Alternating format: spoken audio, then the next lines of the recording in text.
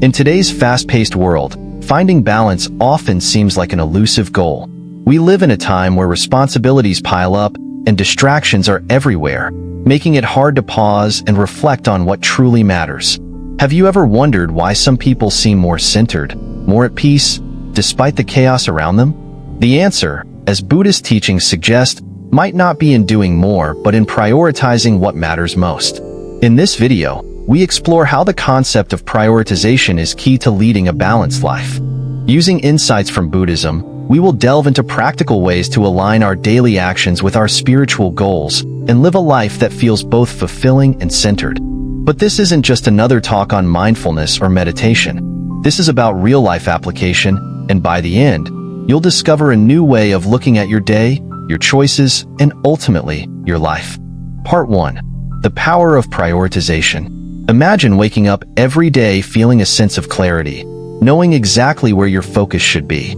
How often do we rush through our mornings, barely pausing to consider what really deserves our attention? It's not uncommon to hear people say, "I don't have time to meditate," or "I'm too busy for spirituality," yet the truth is, we all have time for the things we prioritize. Consider your daily routine. No matter how hectic life becomes, you find time to eat, don't you? Eating is a priority because, without it, your body cannot function. In the same way, you make time for personal hygiene, scrolling through social media, or chatting with friends. Why? Because these things have been integrated into your life as essentials. They are non-negotiable. But why is it that we don't apply the same principle to our spiritual practices? In the video, the speaker questions why we don't carve out at least 10 minutes for meditation or reflection each day, regardless of how busy we are. The answer lies in our priorities. If we truly value something, we make time for it, no matter what. Part 2. Real-world examples of balance. Let's look at a few specific scenarios. Take someone working a high-pressure job, managing deadlines, meetings, and a fast-paced environment. Despite the overwhelming workload, they find time to check their phone or grab lunch. Now, imagine if that person also made a habit of taking a 10-minute break to meditate, breathe, or simply disconnect from the chaos. What difference would it make in their day? Chances are, they'd feel more grounded, more present, and even more productive afterward. Another example is parents managing the chaos of raising children. Between school runs, meal prep, and bedtime stories, it can seem impossible to find even a moment for oneself.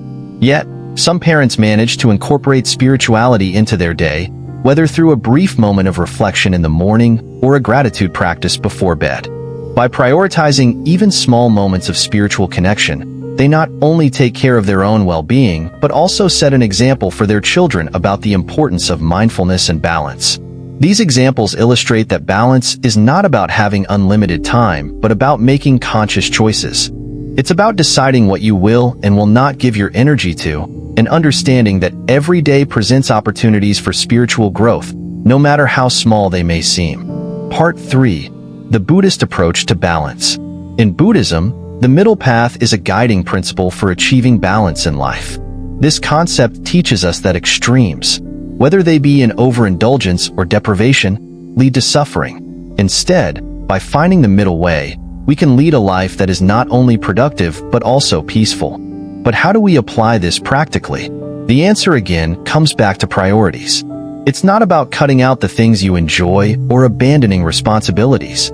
Rather, it's about integrating mindfulness and spiritual practice into your existing routine. If you can find time for the things you already value, like work, family, or even entertainment, why not give equal importance to activities that nurture your inner peace?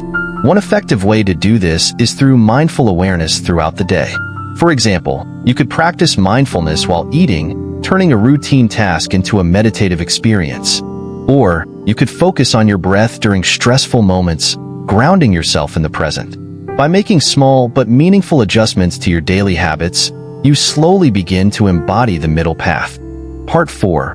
Building a life of intentionality. Balance doesn't happen by accident. It requires intentionality. The speaker reminds us that showing up for a spiritual talk, making time to listen and learn, is an act of prioritizing your inner self. You had many other things you could have done today, but you chose to be here, to listen, to grow. This is an example of living with intention. The same applies to the rest of your life. How you allocate your time and energy reflects your values. If you want to live a balanced life, you must intentionally choose to invest in your spiritual growth, just as you do in other areas.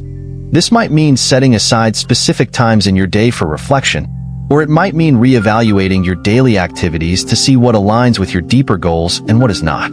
Part 5. Lessons and Takeaways. By now, it's clear that balance is not something we can find outside of ourselves. It is something we must cultivate from within. The lessons from Buddhist teachings offer us a practical framework for doing this. The key takeaway is simple: prioritize what truly matters. You don't need to overhaul your entire life to start living more mindfully. Begin by making small shifts, 5 or 10 minutes of meditation, practicing gratitude in the morning, or being more mindful during your daily activities. As these practices become habits, you'll notice that balance naturally starts to emerge in your life. Ending with a call to action. So, as we close, I want to leave you with one final thought. The next time you're overwhelmed by the demands of life, pause and ask yourself, what am I prioritizing right now?